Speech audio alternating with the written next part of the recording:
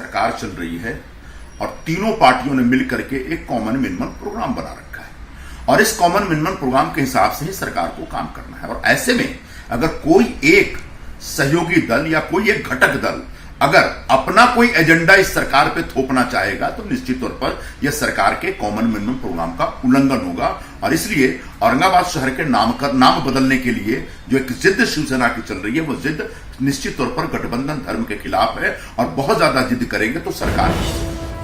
इस वक्त एक बड़ी खबर मुंबई से सामने आ रही है। माहिम दरगाह के मुतवल्ली के खिलाफ इस्मत रेजी का इल्जाम लगा है। डॉक्टर मुदस्सिर निसार के खिलाफ मुकदमा दर्ज कर लिया गया है।